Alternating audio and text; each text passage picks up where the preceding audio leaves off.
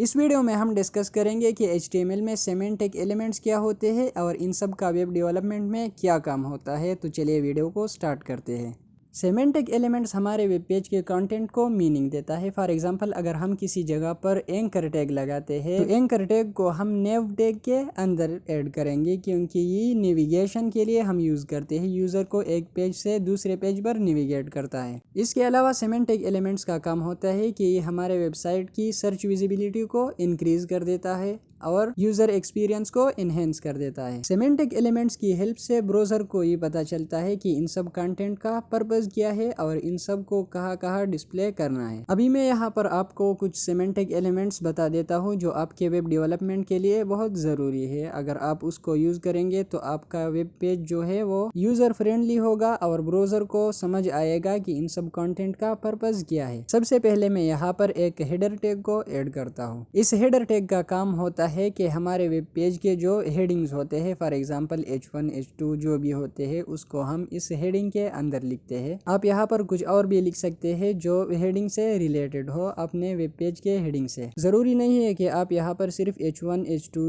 H6 आप यहाँ पर लिख के आप यहाँ पर कुछ भी लिख सकते हैं। बस इस हेडर टैग की हेल्प से ब्राउज़र को ये क्लियर हो जाता है कि ये हेडर है और मुझे ये हेडर पर ही डिस्प्ले करना है, इसके अंदर जो कंटेंट है। फिर यहाँ पर मैं नेव टैग लगाता हूँ। इस नेव टैग के अंदर हम एंकर टैग्स को ऐड करते हैं। फॉर एग्जांपल, अगर हम किसी यूज़र को एक पेज से दूसरे पेज पर नेविगेट करना चाहते हैं तो उसके अंदर हम एंकर टैग को लगाएंगे। इसकी हेल्प से ब्राउज़र को क्लियर हो जाता है कि इस नेव टैग के अंदर जो कंटेंट है ये यूज़र को नेविगेट करने के लिए बनाए गए हैं। फिर तीसरे नंबर पर आता है सेक्शन टैग।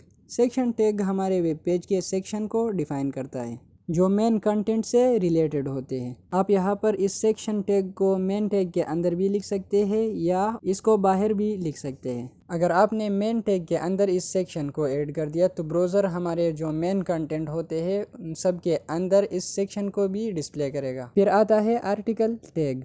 इस आर्टिकल टैग के अंदर आप पैराग्राफ या इमेज भी ऐड कर सकते हैं। बस आप ब्राउज़र को ये बता देते हैं कि इसके अंदर जो है वो एक आर्टिकल है। फिर इसके बाद होता है ए साइड टैग। ए साइड टैग हमारे मेन कंटेंट से रिलेटेड होता है मगर ये साइड पे डिस्प्ले होता है। फॉर एग्जांपल, अगर आप एक साइड बार बनाते हैं तो उसको आप इस ए साइड टैग के अंदर बनाएंगे। ये होता है हमारे वेब पेज से रिलेटेड मगर सिर्फ ये साइड पे डिस्प्ले होता है।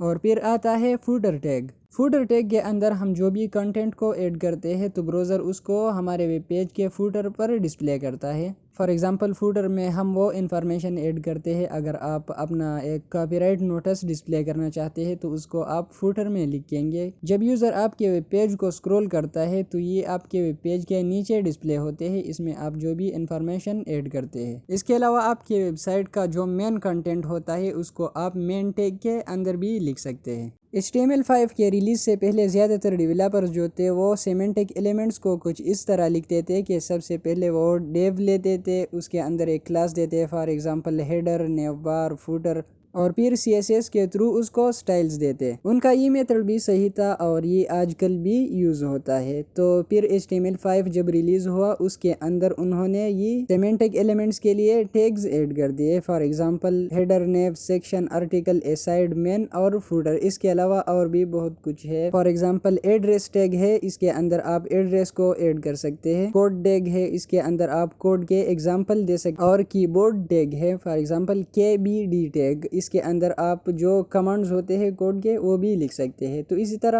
और भी ज़्यादा सिमेंटिक एलिमेंट्स के और भी बहुत से टैग्स हैं जो आपके वेब डेवलपमेंट में इम्पॉर्टेंट है। इन सिमेंटिक एलिमेंट्स की हेल्प से आप ब्राउज़र को बता देते हैं कि इसके अंदर हमारा जो कंटेंट है उसका ये पर्पस है। तो ये हमारे HTML सीरीज़ की फाइनल वीडियो है। इसके बाद हम CSS को स्टार्ट करेंगे। आई होप आपको समझ आया होगा कि सिमेंटिक एलिमेंट्स का HTML में क्या काम होता है। तो मिलते हैं नेक्स्ट वीडियो में।